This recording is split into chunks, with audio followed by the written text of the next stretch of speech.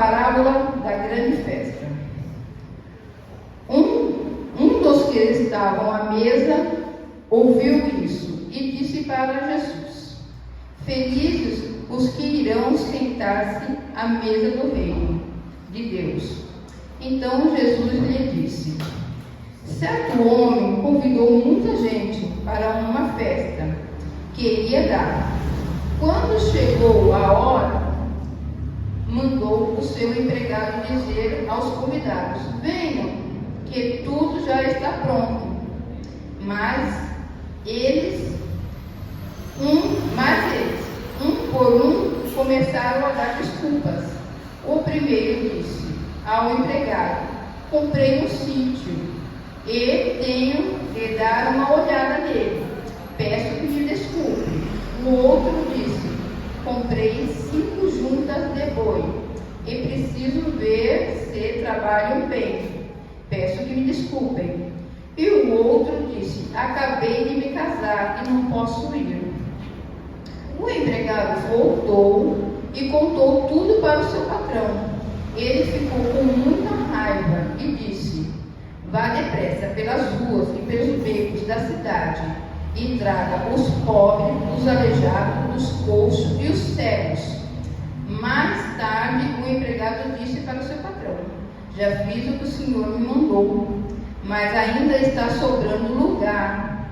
Aí o patrão respondeu: Então vá pelas estradas e pelos caminhos e obrigue o que você encontrar ali para vir, a fim de que a minha casa fique cheia, pois eu afirmo a vocês que nenhum dos que foram convidados provará o meu jantar. Amém? Então, aqui nessa parábola, Jesus, quando eu li de direção de Deus, eu senti no coração, está tendo uma grande festa. A gente, quando faz uma festa na nossa casa, a gente convida nossos amigos. Muitas vezes nossos amigos que têm dinheiro, que são limpinhos, são cheirosinhos. E assim, a gente quer mostrar o status, às vezes, para a pessoa, né? E aqui nessa parábola, Jesus fala bem claro. Para quem eles preparou a festa, não quiseram ir, deram desculpa. Então, aí ele pediu para chamar os pobres, os coxos, os aleijados, os cegos. E assim, eu senti muito assim no meu coração, que aqui nessa parábola quer dizer o quê? Jesus, ele veio, os judeus, que era o seu povo, não receberam. Tipo assim, ele convidou nós, Jesus veio, os judeus não receberam. Aí, tipo assim, Jesus abriu, falando: Então vamos chamar os gentios, que somos nós, os estrangeiros. Aí vamos chamar, vamos para a rua, vamos convidar, né? Aí nessa palavra eu entendo assim, porque os judeus até hoje esperam Jesus voltar. Eles não aceitaram o convite de Jesus. Eles não, até hoje eles estão esperando a volta do Messias. E nós, uma vez eu li na passagem da Bíblia, nós somos os gentios. Nós somos esse povo que não somos judeus. Então aí o que aconteceu?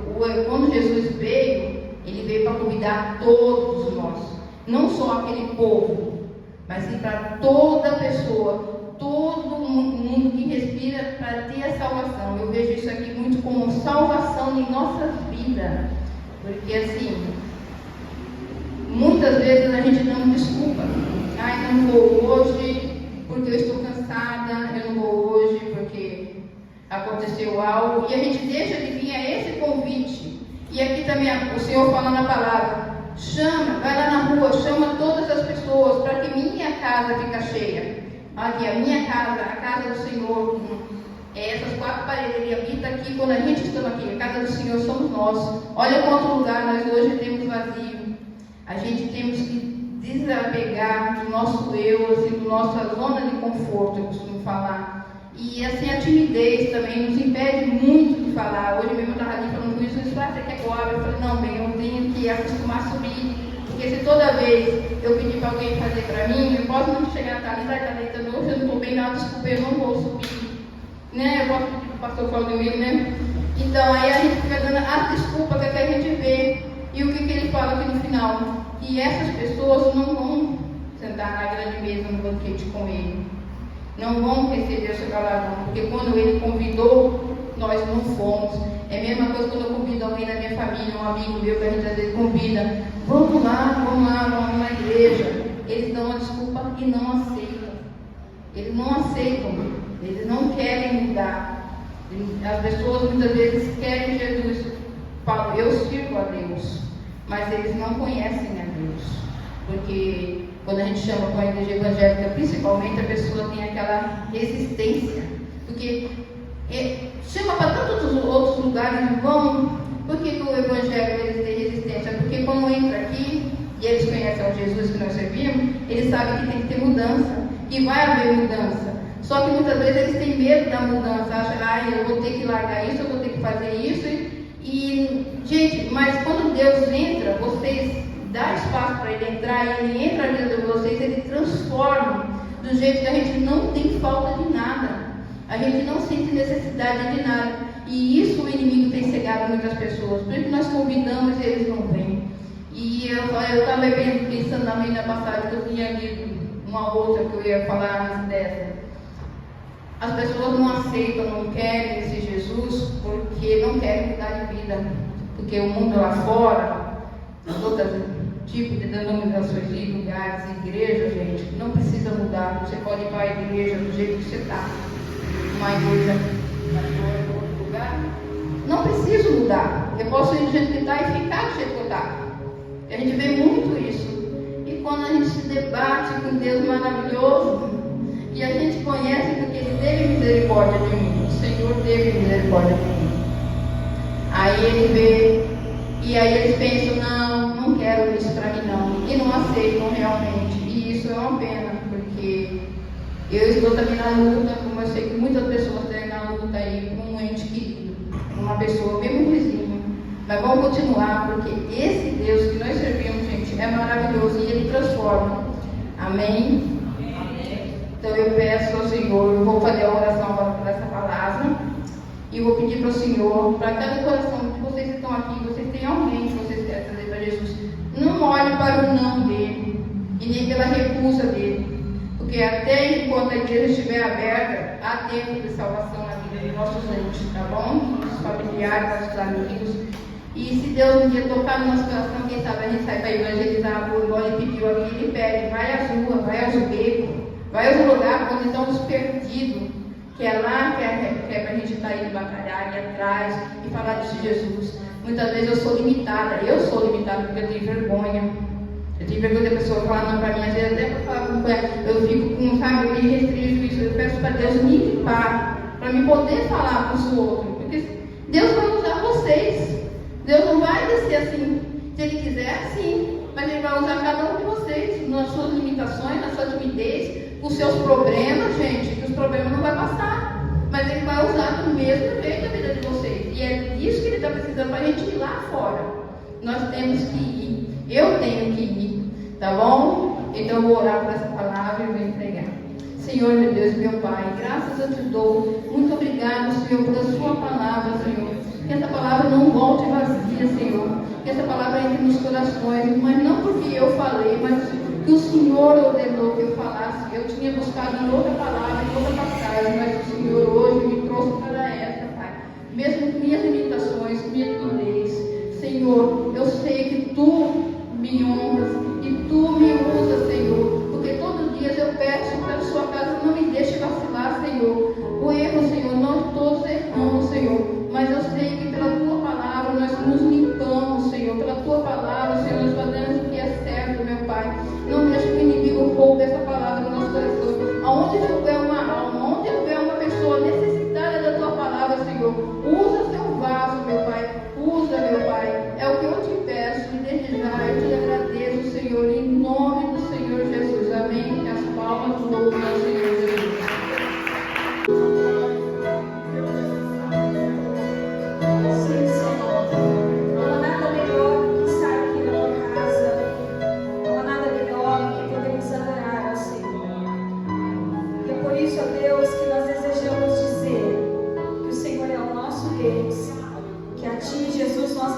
Toda a honra e toda a glória. E é por isso que o nosso coração vai dizer quão grandioso o Senhor é.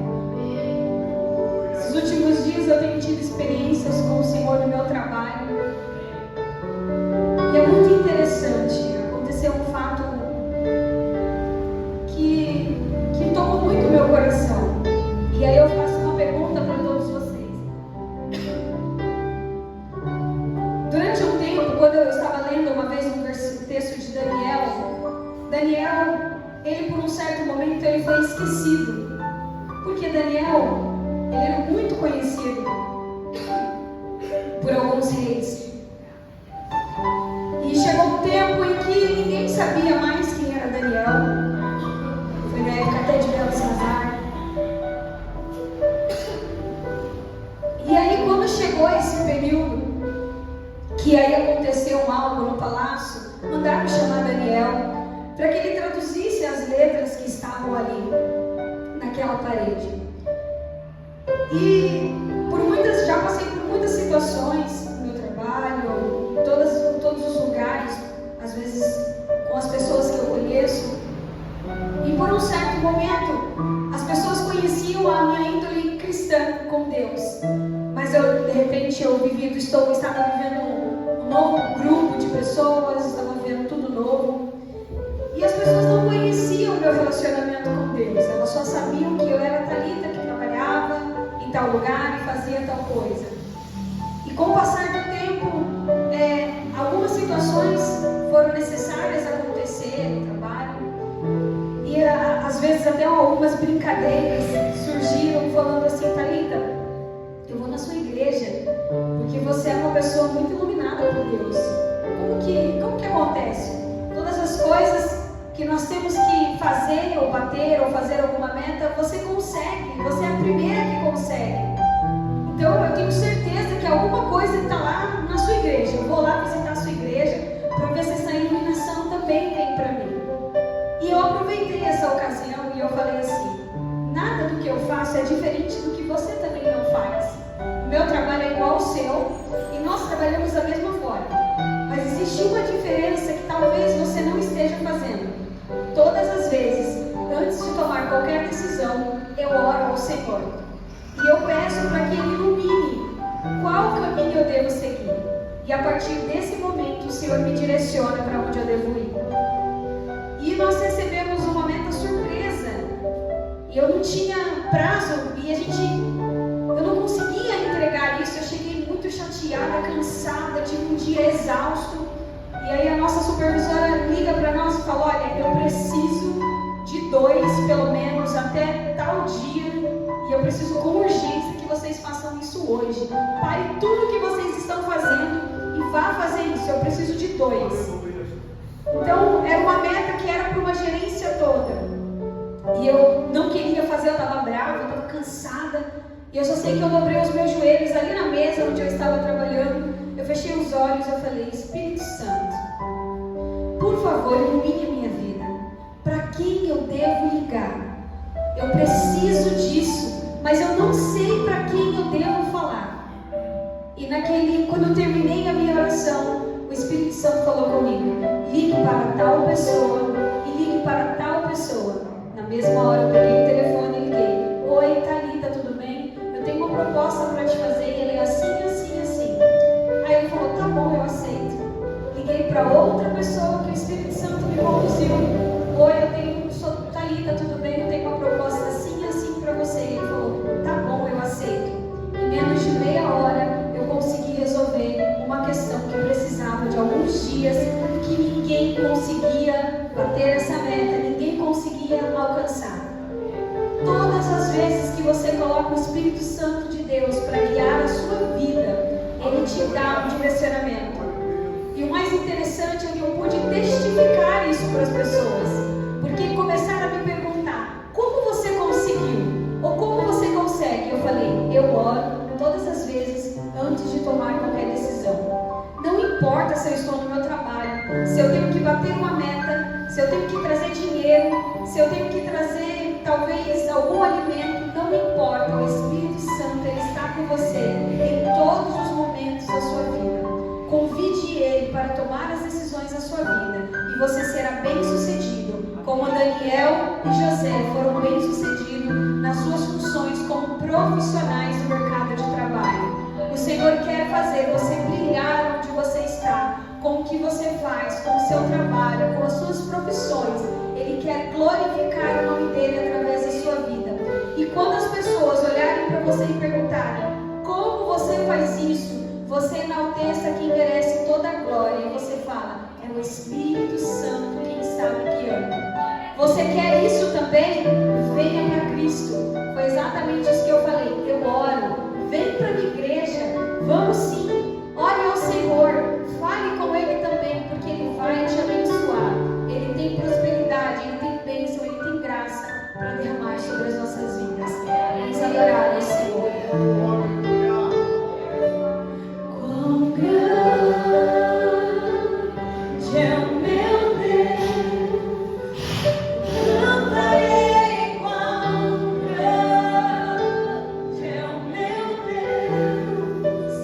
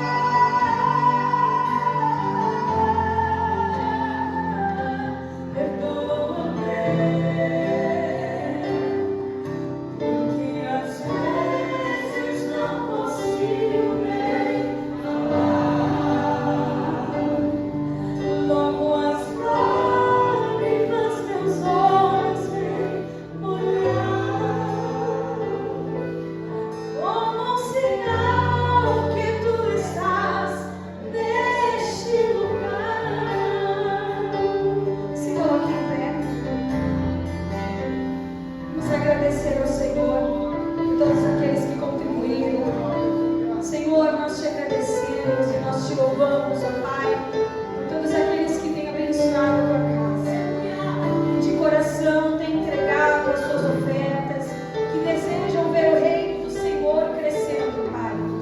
Também, Deus, nós abençoamos por aqueles que abençoam a tua casa, através, ó Pai, do seu serviço, do seu ato de servir a casa do Senhor. Nós abençoamos os seus filhos, que se importam, Pai, com os detalhes da tua casa, que se importam com o teu reino, que intercede pela tua igreja. Jesus, o desejo do nosso coração é que essa igreja seja uma bênção, ainda mais, e todos os dias, crescendo e se edificando na palavra. E nós queremos, ó Pai, que isso seja no mundo espiritual, que isso seja no mundo físico também, porque existem muitas vidas precisando, existem lares carentes, pessoas precisando de alimento, pessoas precisando de um amparo, e que as mãos do Senhor sejam estendidas sobre a tua igreja, sobre aqueles que contribuem, sobre aqueles que dizimam com o seu coração aberto, assim como a oferta da viúva, que com o coração aberto Jesus tem ofertado no teu reino. Então nós abençoamos a tua casa, nós abençoamos todos aqueles que de bom grado Jesus ofertaram, e que as mãos do Senhor estejam sobre eles, que haja prosperidade, que haja livramento, que haja cura, que haja, Jesus, a restauração sobre cada lar. Nós abençoamos o teu amor pela igreja.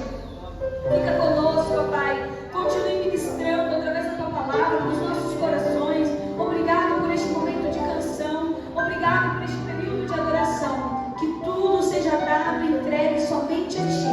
Nós te louvamos, ó Pai, e nós te agradecemos em teu nome. Amém. Que as palmas louvem ao Senhor. Vamos colocar de pé, vamos orar. Quero chamar aqui o pastor Cláudio mesmo, né? Pastor Cláudio, é difícil o nome aí, né? Glória a Deus. Pastor Cláudio, irmãos, ele é meu convidado para estar trazendo uma palavra nessa noite. Irmãos, com certeza Deus já tem colocado uma palavra no coração dele, e Deus já tem falado conosco nesta noite. Amém, irmãos? Ele vai continuar falando, irmãos. Somente dê lugar, presta atenção na palavra de Deus, para aquilo que Deus quer falar conosco. Amém? Vamos orar? Senhor Deus e Pai, eis aqui o teu filho, Senhor. Que o Senhor venha usado através do teu Espírito, da tua palavra, Senhor Deus. Que o Senhor fale conosco aquilo que precisamos ouvir, Senhor, não aquilo que queremos ouvir. Pai da glória, que a tua palavra alcance a cada vida, a cada coração nesta noite. Eu sei que o Senhor já tem falado conosco, Pai, com atitudes de fé, de pessoas que têm sido abençoados, como ouvimos agora, como avisos pelo Senhor, e que o Senhor vai mexer na natureza, Pai. Muitas coisas o Senhor tem falado conosco, Pai eterno, e nesta noite continue falando através do teu filho, Pai. Põe a tua palavra nos seus lábios e fale conosco em nome de Jesus. Amém, Senhor. Glória a Deus.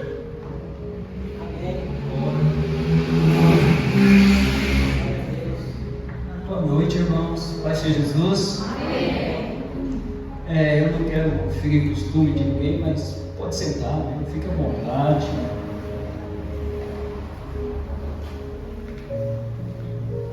Feliz por poder estar na presença de Deus, acima de tudo. Feliz por poder estar aqui com os irmãos em família, em Cristo Jesus. Às vezes que eu tive aqui foi coisa corrida, né, pastor? Só pela manhã que eu passei um momento de oração para os irmãos aqui, foi uma manhã também abençoada, e com certeza vou voltar mais vezes.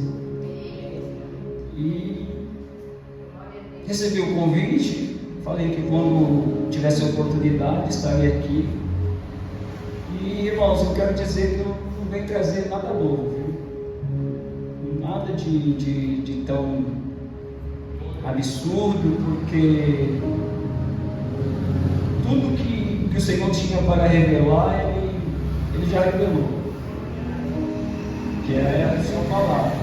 Então, o que precisamos muitas das vezes é uma certa clareza daquilo que Ele quer, daquilo que, acima de tudo, é a vontade dEle estabelecida na palavra. Então, o que eu venho fazer aqui é abrir meu coração compartilhar algumas coisas que o Senhor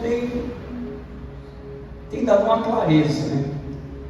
E eu tenho certeza que o Senhor vai fazer de nós pessoas melhores, não que não somos, mas precisamos nos aperfeiçoar mais e mais diante de Deus, com a sua graça, com a sua bondade, e buscar do Senhor um certo entendimento da sua vontade. Porque o que eu vejo hoje, irmãos, é aquilo que o apóstolo Paulo escreveu aos irmãos de Coríntios, dizendo assim que o Deus desse século, ele tem cegado o entendimento de muitos, para que não resplandeça a luz do Evangelho de Cristo.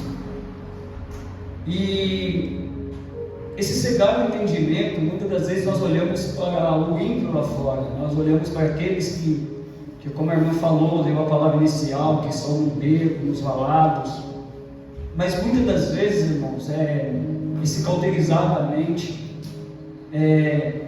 ele tem alcançado até mesmo muitos dentro da casa de Deus. Então isso daí, eu consigo entender que nós temos que passar a viver aquilo que Paulo escreveu aos Romanos, que haja uma transformação, e que a transformação ela comece no entendimento.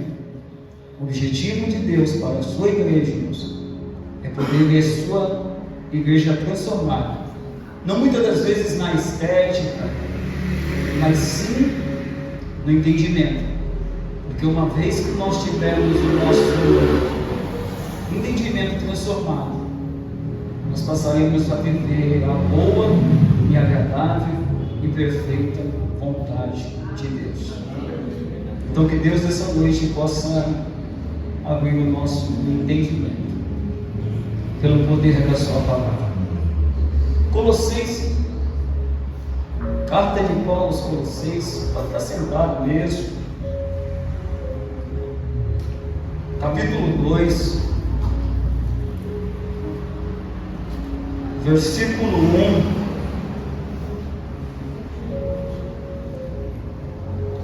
A minha versão é a NVI, mas vai acompanhando nela até o verso 4, que ele diz assim: quero que vocês saibam quando estou lutando por vocês, pelo que estão em Laodiceia e por todos os que ainda não me conhecem pessoalmente. Esforço-me para que eles sejam fortalecidos em seu coração e estejam unidos em amor e alcancem toda a riqueza do pleno entendimento, a fim de conhecerem plenamente o mistério de Deus, a saber, Cristo. Neles estão escondidos todos os tesouros da sabedoria e do conhecimento. Eu digo isso para que ninguém os engane com argumentos que só parecem convincentes. Amém. Irmãos,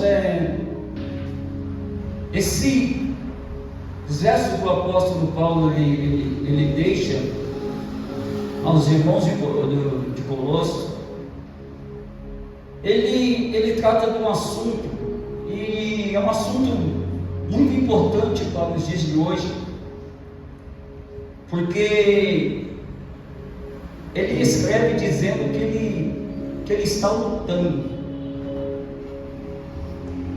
E eu consigo entender que todos que aqui estão, pastores, obreiros ou membros, estão desempenhando o ministério. Esse ministério ele é baseado, ele é formado por lutas. Quando eu falo lutas, não são aflições, mas sim pelo empenho, né, de cumprir, de fazer. E eu observo observa, irmãos, que muitas das vezes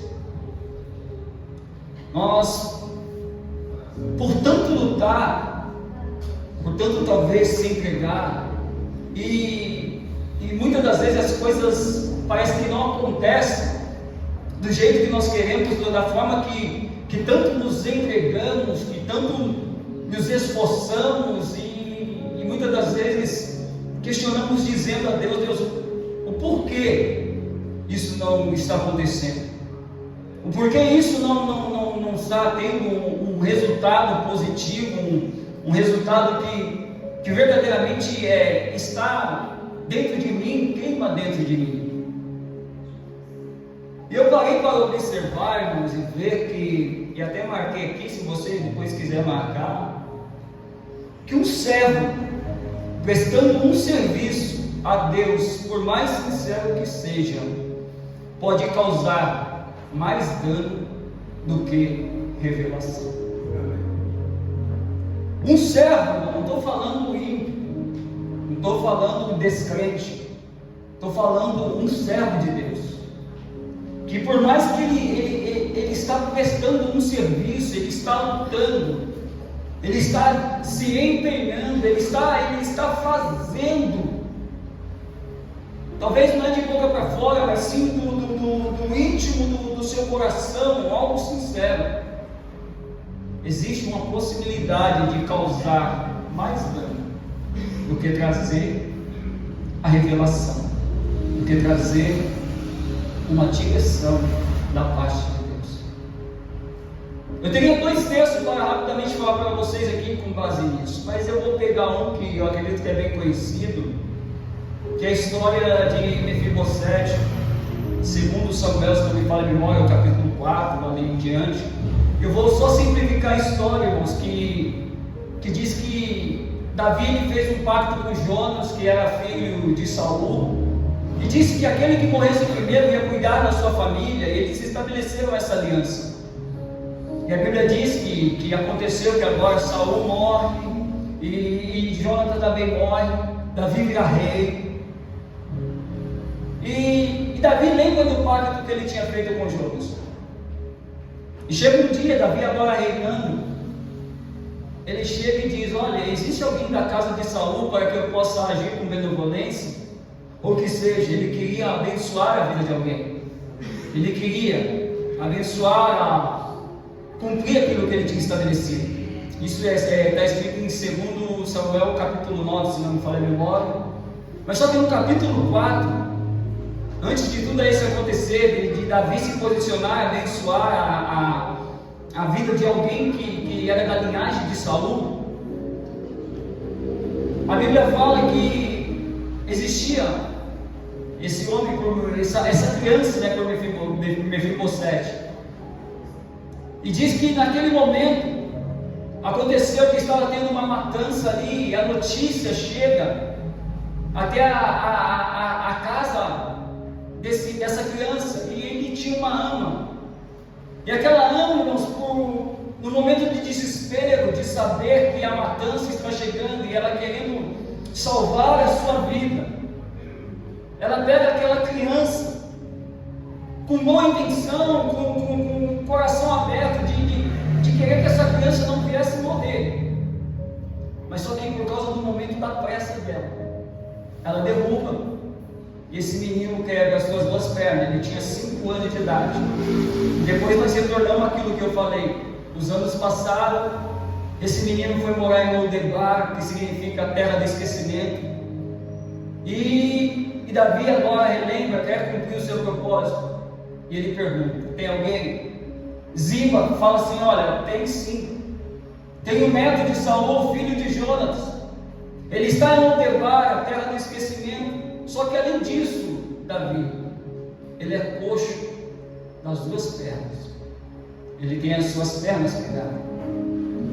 E Davi manda chamar Mefibosete, e o texto diz que daqui a pouco Davi vira para ele, traz ele para morar no palácio, e diz: olha, a partir de hoje eu vou restituir tudo que é de direito teu, e a partir de hoje você vai comer comigo na mesa, você vai participar comigo na mesa.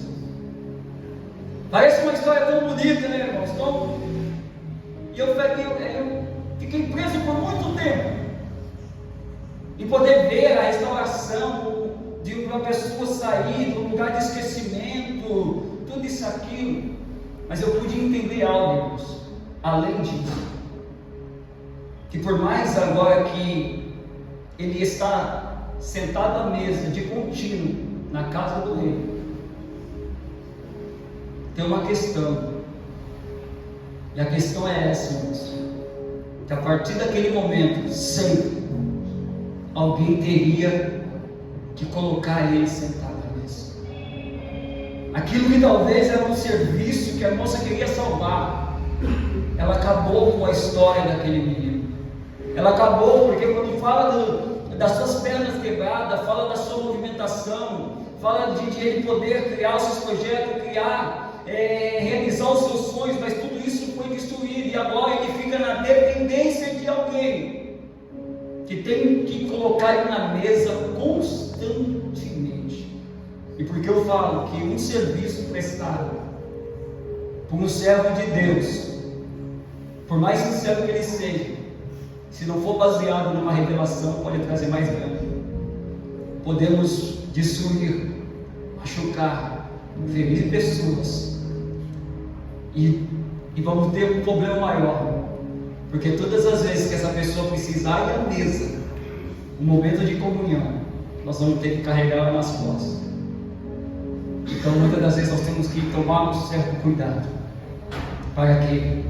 Porque uma vez, irmãos, que eu destruí, eu prejudiquei, por mais sincero que eu estava querendo ser, mas eu acabei com sonhos de pessoas. Eu vou ter que carregar ela nas costas, trazê-la para a relação constantemente, e até o dia que verdadeiramente o Senhor levar essa pessoa. Então muitas das vezes nós temos que pensar bem, antes de tomar qualquer posição, fazer isso que foi falado. Senhor, o que o Senhor quer, o que o Senhor deseja, que tudo que for fazer não seja feito conforme a minha vontade, porque a minha vontade ela pode ser sincera, mas ela não deve estar ligada com a vontade de Deus para aquele momento ou para aquela situação. E vamos lá, irmãos, rapidamente. Eu vejo aqui que quando Paulo está escrevendo aos Colossenses, ele descreve todo o seu esforço. Ele está dizendo que ele está se esforçando. O interessante é que no verso 1, irmãos, ele está dizendo que ele está se esforçando não só pelos irmãos de Colosso, mas pelos irmãos de Laodiceia, e também por outros que ele não conhecia pessoalmente. Então vemos que o apóstolo Paulo, irmãos, o primeiro ponto que ele observa, que ele mostra, é que ele não tinha, vamos dizer, qualidade de pessoas, ou se conhecia ou não conhecia, se estava junto ou se não estava. O seu empenho, o seu esforço era o mesmo, tanto para da igreja de Colosso, Laodiceia, e como também para aquele que ele não conhecia, ou que seja, a minha entrega, ela é da mesma forma para os que eu conheço e os que eu também não conheço. Mas o interessante, irmãos, que quando eu começo a ler esses versos, eu vejo que todo empenho, ou todo esforço que o apóstolo está lançando, está realizando, é o que eu falei, ele tinha uma finalidade. Então muitas das vezes, irmão, nós nos esforçamos tanto, nos gastamos, até mesmo nos deprimimos, nos queremos fazer que nem um profeta, Senhor, que é melhor eu morrer, se esconder em cavernas, de tanto se entregar, e achando muitas das vezes que a culpa está em Deus. Mas eu vejo que muitas das vezes, irmãos, falta o quê? Um pouquinho de ter uma finalidade mais concreta, uma finalidade mais exata. E quando o apóstolo Paulo ele diz: olha, eu estou lutando, eu estou me empenhando, Mas todo esse empenho, irmãos, tinha uma finalidade concreta, tinha uma finalidade correta. E qual era a finalidade que o apóstolo tinha, irmãos? De tanto ele se empenhar, qual era o objetivo? Que ele queria que os irmãos de Colosso viessem ao alcançar de Deus. Se nós formos ver, ele se empenhava tanto, irmãos, porque ele queria o fortalecimento do coração dos irmãos. Ao ponto que ele diz no verso 2: esforço-me para que eles sejam fortalecidos no coração. Eu me dedico, eu me entrego, mas essa entrega tem um ponto, tem um X, tem algo concreto, que é que os meus irmãos, eles sejam fortalecidos no coração. Por que no coração, irmão? Porque quando nós falamos de coração na Bíblia, denota o quê? Denota a sede do sentimento e dos impulsos do homem. Então Paulo queria que o coração deles viesse a ter fortalecido, porque quando fala de coração na Bíblia, fala dos sentimentos, dos impulsos, daquilo que o meu coração queima, e muitas das vezes o queimar do meu coração é algo que queima para satisfazer a minha vontade, suprir a minha carência. E eu, me desculpe, eu não quero frustrar você, mas Deus não nos chamou para suprir as nossas carências, as nossas necessidades. Deus nos chamou para realizarmos nada mais, nada menos do que a sua vontade. Deixa as minhas carências, deixa a minha necessidade na mão de Deus, porque a Bíblia é clara, ela diz que da mesma forma que Ele cuida dos pássaros do céu, e da mesma forma que os lírios são tão belos no campo, os pássaros não plantam e nem semeiam, e os lírios são belos, e ninguém cuida, mas o Senhor continua cuidando. Imagine nós que somos filhos, irmãos, e por que tantas das vezes os nossos corações queimar por tantas coisas, que muitas das vezes, irmãos, não tem nem sequer sentido, e nem se encaixa naquilo que é a vontade de Deus para a nossa vida. Que venhamos viver como os lírios do campo e como os pássaros do céu, que não semeiam, mas sempre estão sendo cuidados por Deus. Então Paulo dizia: fortaleça o teu coração.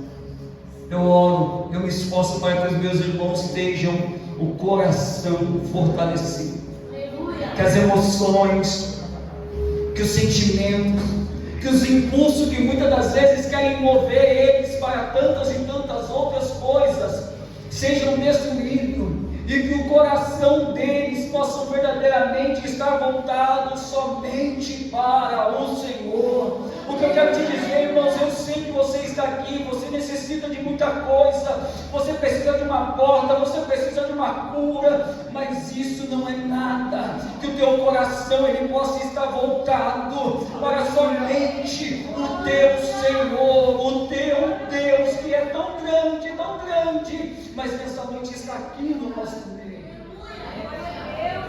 A minha oração é essa: que as suas emoções e os teus sentimentos, os teus impulsos, que a partir de hoje não venham fazer mais parte da sua vida, mas que o teu coração possa estar em Deus. Porque, irmãos, Provérbios capítulo 4 e o versículo 23 diz: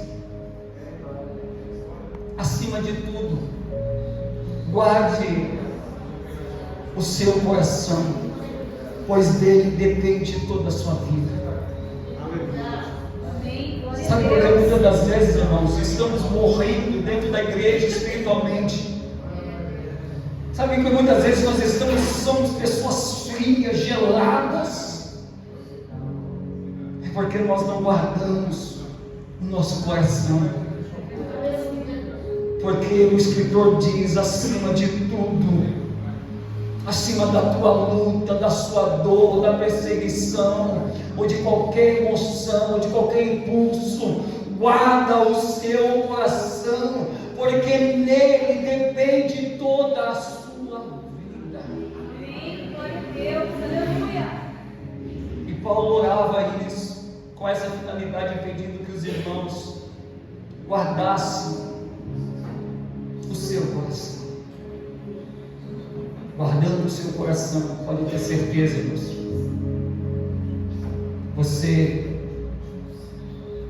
nós vamos ter vida. Amém. Glória a Quando eu Deus. falo vida, não é essa vida, mas vida em Cristo. Aleluia. E vida, irmãos, fala de ação, de movimento. Iremos andar, iremos caminhar, iremos fazer, iremos alcançar, iremos desfrutar, iremos cumprir o propósito de Deus sobre a face da terra.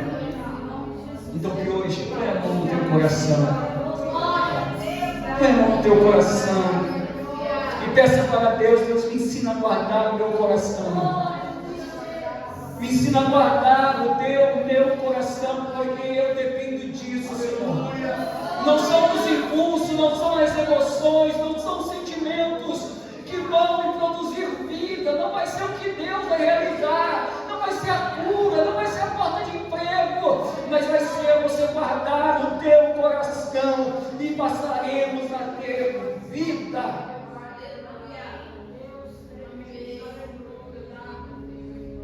Paulo, ele continua dizendo: eu me esforço para poder ver a unidade no amor.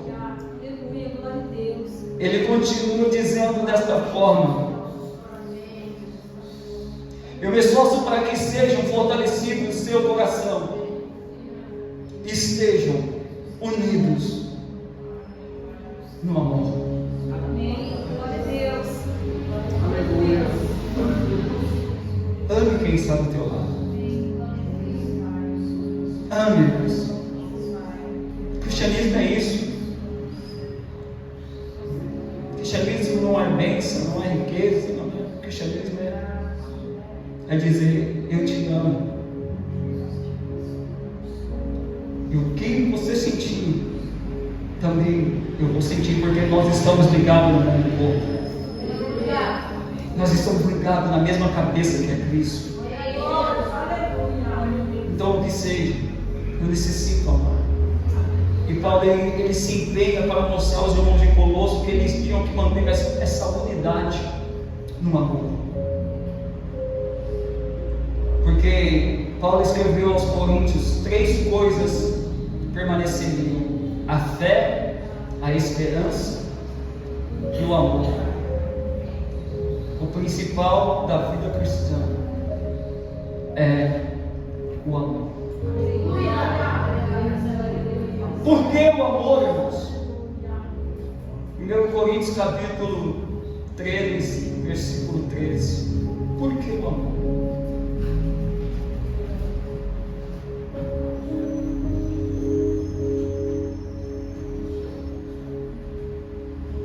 Assim permanecem agora esses 3: a fé, a esperança e o amor. E o amor, e o maior deles, porém, é o amor. Não adianta nós sermos uma igreja de fé, irmãos.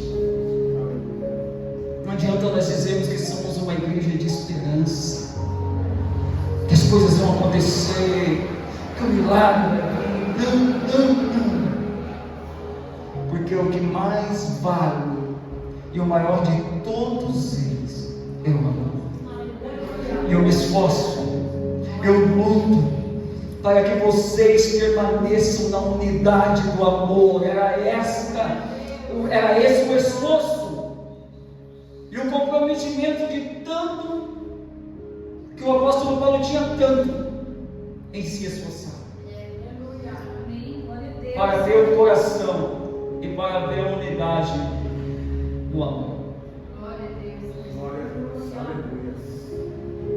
Mas Mas ele também lutava tanto, irmão, para que os irmãos viessem alcançar um pleno entendimento. Irmãos, a igreja hoje está perecendo por falta de conhecimento. O meu povo está sendo destruído por falta de conhecimento. E Paulo lutava a favor disso. Ele orava para que os irmãos viessem alcançar um pleno conhecimento, um pleno entendimento. Paulo declara que a palavra da verdade, o Evangelho, irmãos, se nós vamos ler, que tinha chegado até em Colosso, estava frutificando e crescendo por todo o mundo, e principalmente no meio deles, mas com duas condições. Volta lá comigo, Colossenses. Ele diz a partir do verso 3, ele diz assim: sempre agradeço, Colossenses capítulo 1, versículo 3, sempre agradeço ao Deus Pai do nosso Senhor Jesus Cristo, quando oramos por vocês, por termos ouvido falar da fé de vocês, da fé que vocês têm em Cristo Jesus, e o amor que tem por todos os santos, por causa da esperança que está reservada para vocês no céu, a respeito da qual ouviram por meio da palavra da verdade, do qual ouviram por meio da palavra da verdade o Evangelho. Verso 6, que chegou até vocês por todo o mundo. Esse Evangelho vai frutificando e crescendo, como também ocorre entre vocês. Paulo está dizendo: olha, eu oro por vocês pela fé, pelo amor, pelo cuidado. Eu oro por vocês porque o Evangelho que chegou até vocês, o Evangelho que está crescendo no mundo, está crescendo no meio de vocês. Mas só que tem uma coisa. No final do verso ele acrescenta dizendo desta forma: está acontecendo tudo isso, mas tudo isso tem dois pontos principais ao ponto que ele diz: desde o momento que vocês desde o momento em que vocês ouviram e entenderam. Não basta só ouvir, tem que entender. Ouvir, todo mundo ouve. Quantas mensagens você já ouviu? Quantos cultos você participou? Quantas ministrações melhores do que essa você já viveu isso? Mas não basta ouvir, tem que entender. E Paulo orava pedindo que os irmãos viessem alcançar o pleno entendimento, irmãos. É por isso que eu oro nessa noite, que haja uma renovação. Eu não quero que você queime, eu não quero que você pule. A contra, não sou, irmãos. Mas eu quero que você saia daqui entendendo e compreendendo verdadeiramente aquilo que Deus deixou através da sua palavra. A única condição para que o Evangelho prossiga, ele ganha, irmãos, é ouvir e entender.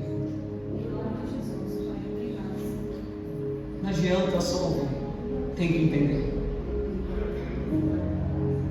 E Paulo ele continua, irmãos, se esforçando, ao ponto que ele diz, eu encerro aqui,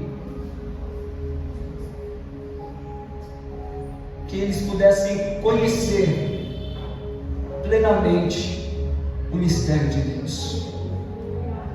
Ele diz assim, Colossenses capítulo 2,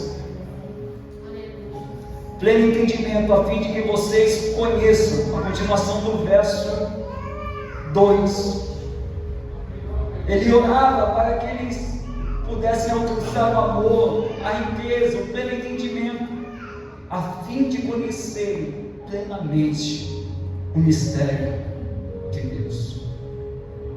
O intento do apóstolo Paulo, irmão, era levar os irmãos além de uma cultura religiosa, porque muitas vezes nós estamos tomados por cultura religiosa, irmãos, por cultos, por acharmos que oferecemos a Deus uma boa canção vai converter Deus e Ele vai vir, né? Vai passar na rua e falar: nossa, tem uma canção ali que está mexendo comigo, acho que eu vou entrar lá porque nossa, olha, fiquei até arrepiado, né? Me arrebentaram, e nós estamos com essa liturgia, né? Achando que Paulo não, ele queria que os irmãos viessem ter o pleno conhecimento dos mistérios de Deus. Olha que Deus, aonde Deus quer nos levar, irmãos. Aleluia, glória a Deus. Além dessa cultura religiosa, além dessa prática de culto, além de oferecer somente canções a Deus, além de ajuntamento de pessoas, porque, deixa eu fazer uma pergunta para você, irmão. Rapidamente, está no meu tempo. Quantas pessoas é necessário para ter uma igreja perfeita? Alguém sabe? Aonde tiverem 2 ou 3 reunidos em meu nome, lá eu estou. Lá eu estou. E Paulo, irmãos, estava querendo mostrar aos irmãos: olha, não precisa de muito, não precisa de ajuntamento de pessoas, não precisa de quantidade de cantos, não precisa de nada, precisa de 2 ou 3, e que os 2 ou 3 estejam ligados no mesmo pensamento, estejam ligados no mesmo propósito, estejam ligados na mesma comunhão, porque estando assim eu estou presente, e aonde Deus está presente, alguma coisa, várias coisas acontecem, o nome dele é glorificado. E Paulo ele se esforça tanto para que os irmãos viessem ter esse conhecimento do pleno mistério de Deus, irmãos. Paulo não queria que os irmãos vivessem emoções, sensações paliativas. Sair daqui e dizer: nossa, foi tão bom. O pregador até prega bem, nossa, eu senti, mas depois sair daqui e ver, como se diz, escapar pelos dedos tudo. Ou que seja coisa momentânea, coisa passageira, não algo paliativo. Não, Paulo queria que eles viessem ter e viver e conhecer de uma forma genuína o nosso Cristo, o nosso Salvador. Irmãos, nós não estamos aqui somente por estar, nós não estamos aqui somente para viver em base de petições. Nós estamos aqui para conhecermos a Cristo e pedir a Cristo que Ele nos revele, que Ele se mostre, que verdadeiramente Ele nos direcione conforme a vontade dEle. Amém, glória a Deus, Senhor, aleluia. Paulo ele queria isso, que os irmãos viessem conhecer a Cristo. E sabe qual é o nosso problema hoje? Nós estamos que nem os fariseus, e eu estou encerrando. João capítulo 5, versículo 39.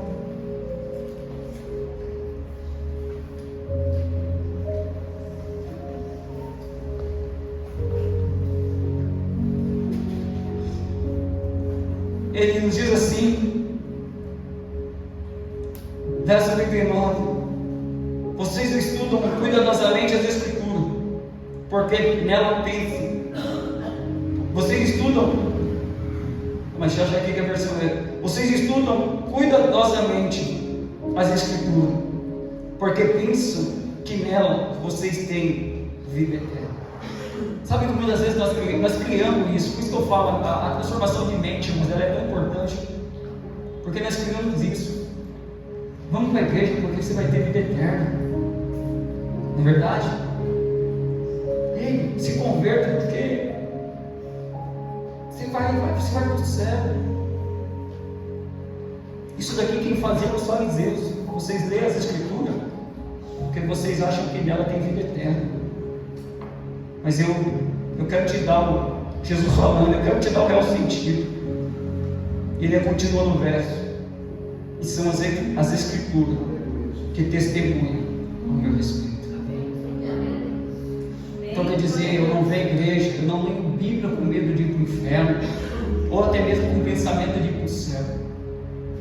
Eu leio a Bíblia porque eu quero conhecer a Jesus. Eu quero saber quem Ele é. Eu quero poder, dia após dia, me tornar semelhante a Ele, como o apóstolo ensinou, que haja em vós o mesmo sentimento a qual teve em Cristo Jesus. Que haja em vós o pleno sentimento. E Paulo queria que eles viessem a conhecer a Jesus Cristo. E acima de tudo, irmãos, compreender a sua vontade. E eu encerro aqui. Se você quiser colocar em pé, eu posso colocar. Glória a Deus.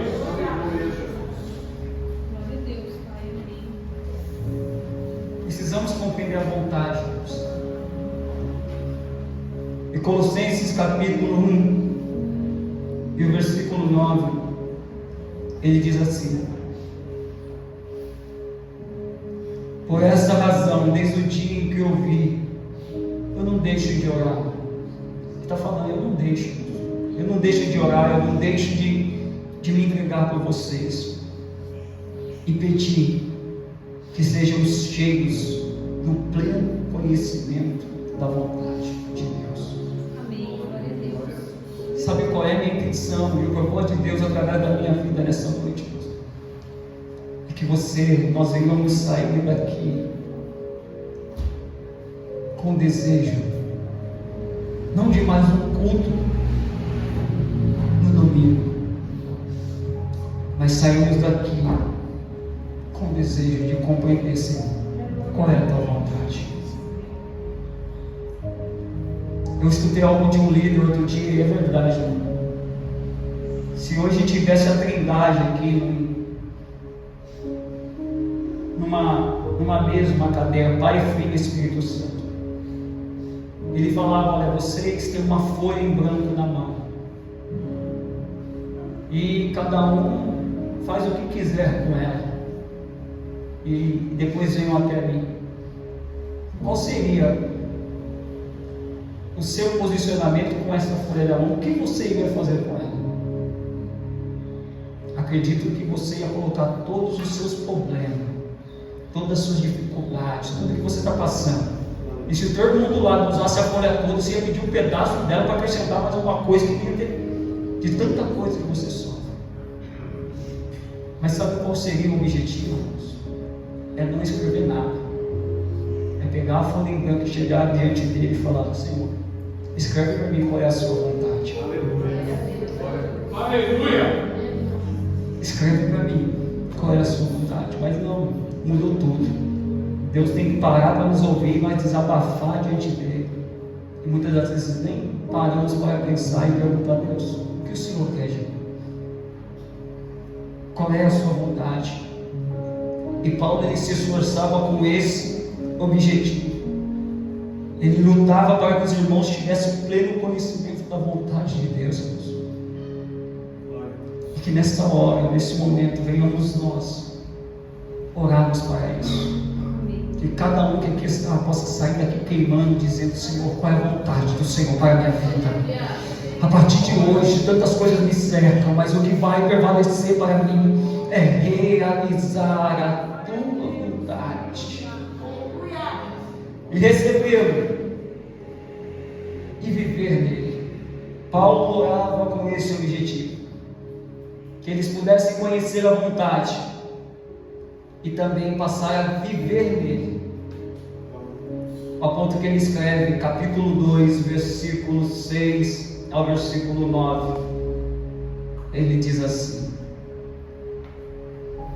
portanto, assim como vocês receberam, olha, isso é para crente, portanto, assim como vocês receberam Cristo Jesus, o Senhor, continue a viver nele.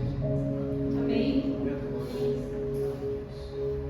Respeite o teu ministério, respeite os teus pastores, respeite a tua liderança, sim, mas não deixe de viver em Cristo.